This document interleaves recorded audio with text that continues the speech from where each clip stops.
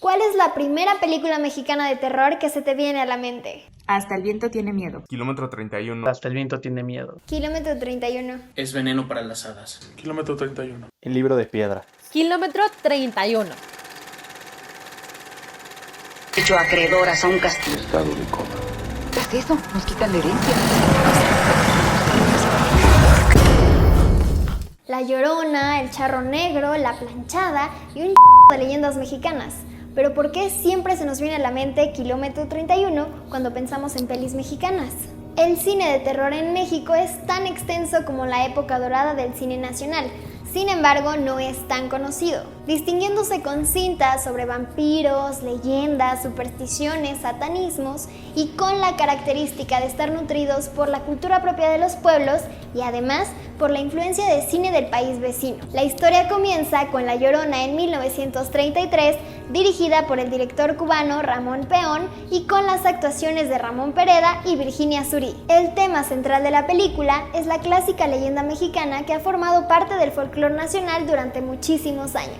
Le seguiría El fantasma del convento en 1934 de Fernando de Fuentes y El baúl macabro en 1936 de Miguel Zacarías. Estos son filmes fantásticos de terror. Dentro de esta etapa tendrían lugar películas como Nostradamus y Dos monjes, en donde Juan Bustillo trata de mezclar fantasía con misterio para traer terror a la pantalla grande. Y se convirtió en el primer director especializado en cine de terror nacional, intentando renovar el género con películas como El misterio del rostro pálido, en donde trató de evitar completamente el típico caserón enorme, ya saben, antiguo, y puso una escenografía mucho más moderna, ideal para contrastar pues el tema central, que era las tribus indígenas olvidadas.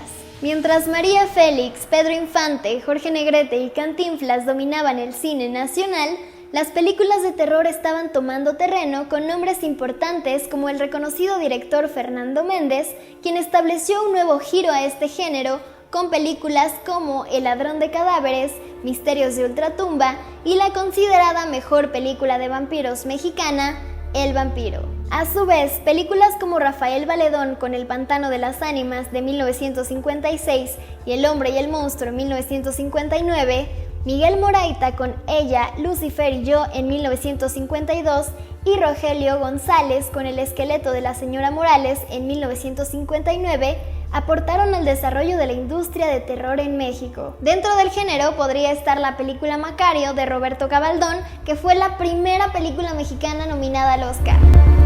Durante el mandato de Miguel Alemán, el cine mexicano vive uno de sus mejores momentos, la época de oro, en la que se producían hasta 100 películas por año. Pero en 1952, justo cuando termina el sexenio, inicia un estancamiento fílmico terrible, porque el nuevo régimen detuvo tanto las películas de vanguardia como cualquier expresión artística que no estuviera acorde a la ideología. Sin embargo, al cine de terror le vino muy bien, porque como dice un crítico llamado Francisco Sánchez, los magnates fílmicos habían acumulado tal fortuna que intentaron perpetuar el engranaje que también les había venido funcionando económicamente. Es así que a finales de esta década se estrenan éxitos recordados hasta ahora, como Hasta el viento tiene miedo de 1968, El libro de piedra de 1969, Más negro que la noche de 1975 y culminando la década, Veneno para las hadas de 1984. Todos estos títulos a cargo de Carlos Enrique Taboada, considerado por la crítica y el público como el maestro de la época dorada del cine de terror mexicano. Sus aportaciones fueron tales que es considerado un parteaguas en la producción nacional, tomando temas que iban de lo sobrenatural a lo psicológico y mezclando lo cotidiano con lo extraordinario. Es así que logra influir en las siguientes generaciones de autores, hacia un género más crudo y violento. Por otra parte, la importación a México de los subgéneros del gore, el slasher americano y el giallo italiano comenzaría a finales de esta época y principios de la década siguiente. Si alguien tomó en serio estos horrores, fue Juan López Moctezuma. Alucarda es una pesadilla.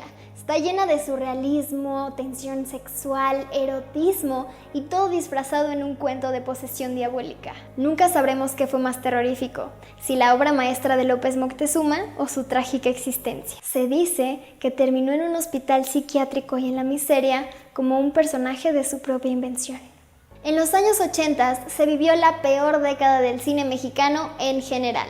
no solamente por la calidad de su cine, sino también por las crisis económicas. En estos años fue muy poca y muy barata la producción que se tenía. El horror estaba plagado por adolescentes televisivos y por comediantes albureros. Pero en medio de toda esta decadencia, el chileno Alejandro Jodorowsky regresó a México a filmar la más loca de sus obras, Santa Sangre, un filme realmente incómodo y sin comparación. Jodorowsky se robó todo lo que pudo de los clásicos del expresionismo y también del terror para esta terrorífica creación, Santa Sangre. A mediados de los 80 y hasta la mitad de la década del 2000, las producciones comenzaron a ser escasas. El género del terror estaba estancado. Sin embargo, en los 90 empezó a recuperarse un poco, con unos cuantos trabajos no muy conocidos a pesar del renombre de sus realizadores, como por ejemplo Cronos de 1992 a cargo de Guillermo del Toro y El Espinazo del Diablo en 2001. También aparecen obras como Sobrenatural en 1996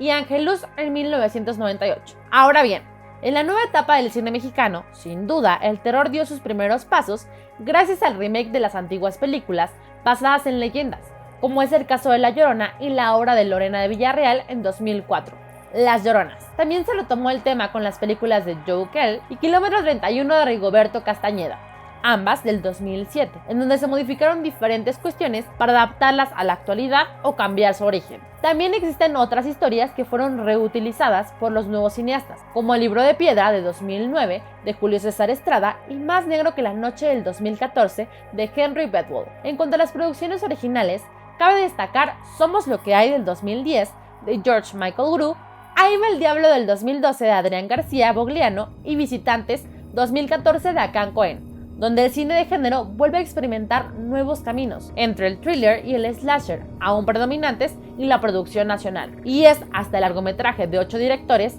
México Bárbaro en 2014, que el nuevo cine de terror mexicano logra tomar un curso de autor. Esta película era una antología creada independientemente por directores que vienen a construir la escena de cine de género de los años 2000. México Bárbaro se basa en 8 mitos y leyendas de terror mexicanas, donde se explora toda la clase de subgéneros que no se habían visto antes en el país, desde cine snuff, camp, gore, cine experimental, nota roja y más. La película fue producida directamente de los bolsillos de los 8 realizadores, distribuida por la MP Dark Sky Films internacionalmente, acentuando un nuevo modelo de trabajo que no existía en el cine mexicano antes. Y esta es la historia del cine de terror mexicano. ¿Cuál es tu película de terror mexicana favorita? Deja en los comentarios. No olviden suscribirse al canal de Steve Media y seguirlos en redes sociales como Steve-Media en Instagram y Steve Group en Facebook. Y no se olviden del cuarto, estamos en Spotify y YouTube.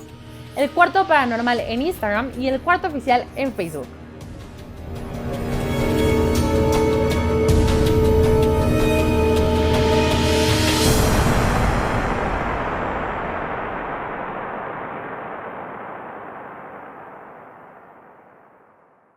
Corte y terminamos.